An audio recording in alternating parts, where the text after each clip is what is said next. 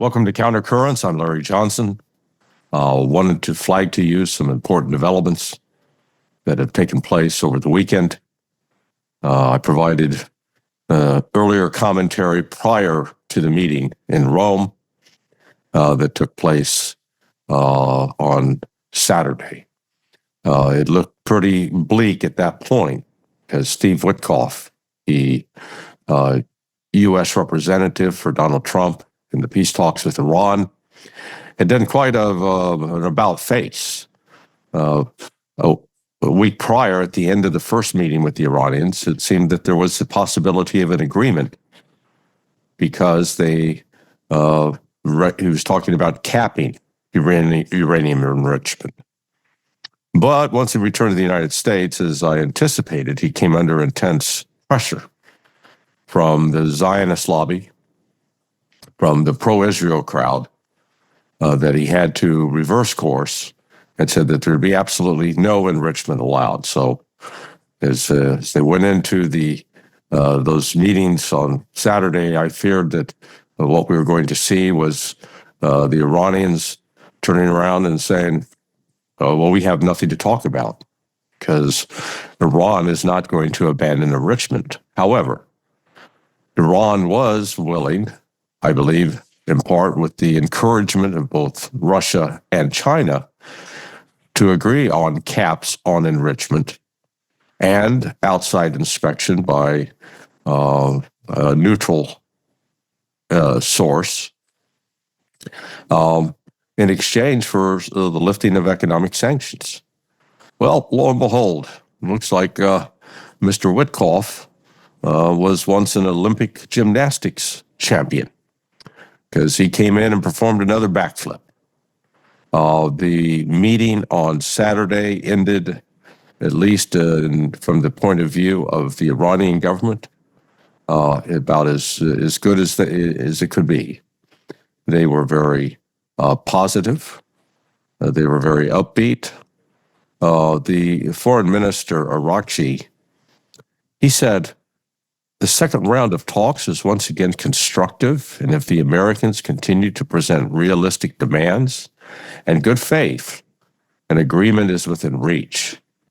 Talks between nuclear experts of our countries, U.S. and Iran, will begin on Wednesday in Oman, and on Saturday we will have the third round of talks, also in Oman, which will discuss the findings of the experts. In case of any nuclear deal, it will be monitored by the IAEA, and no external party, including the United States, will be involved in monitoring our nuclear program. Wow, that's huge news. This takes the possibility of war off the table as long as these talks continue. Now, there are some who fear, with legitimate, justifiably so, that Israel is going to launch an attack on Iran. And there have been comments such as limited attacks. There's no such thing as a limited attack. You either attack or you don't. But I think that is going to be very difficult for Israel to pull off, because in tandem with this news coming out, we've learned that Iran has now deployed an over-the-horizon radar. It's called the SEPFR. And this particular over-the-horizon radar allows Iran to look into Israel.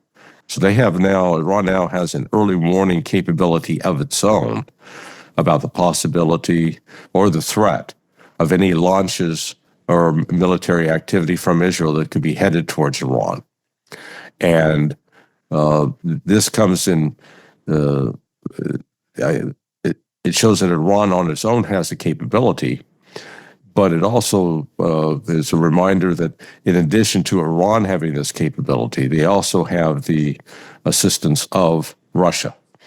Russia is providing both military equipment, military advisors, as well as intelligence advice and assistance.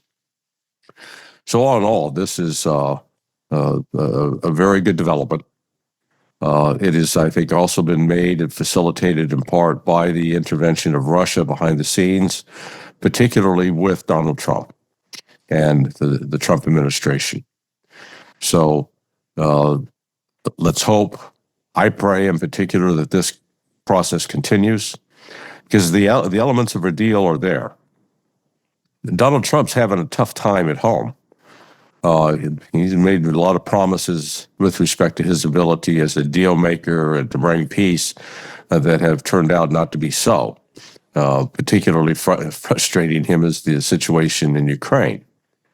So here he has now the opportunity to secure an agreement with Iran in which there will be not just a verbal promise, not just a written promise, but there will be a verifiable system put in place to show that Iran is not building a nuclear weapon.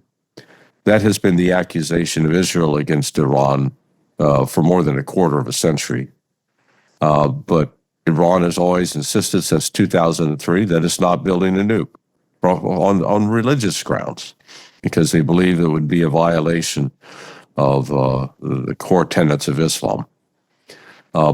Now we have the non-proliferation agreement, or I call it non-proliferation agreement. It is that Iran and Russia signed a comprehensive security agreement, and in it they pledged to work together on non-proliferation. That tells me that Russia already had knowledge and assurance that Iran was not pursuing a nuclear weapon. And so with that added backup, if you will, added verification, we're in a situation where the demands that Trump and others are making that they're not going to be allowed to have a nuke, they're really pushing against, it was a straw man. It wasn't real. But Trump is now in a position that he can secure a victory for himself by saying, hey, I'm the one who brought an end to Iran getting a nuclear weapon. It'd be an easy victory. The good news is the technical advisors are going to be meeting in 2 days by Wednesday, and that they will meet again in Oman on Saturday. This actually, sometimes these kinds of diplomatic activities take quite a while to develop, but this one looks like it's now poised to move pretty fast. So I'll keep you informed as this situation unfolds. In a start of we're a quarter of the way through 2025, and we've had some pretty bad news this year so far. But if this pans out, this would be good news both for Iran and for the world. It would take away the prospect of a new war flaring up that could actually embroil the entire world. I'm Larry Johnson. This is Countercurrents. I hope you hit the like button, subscribe, share it with your friends. Thanks for watching.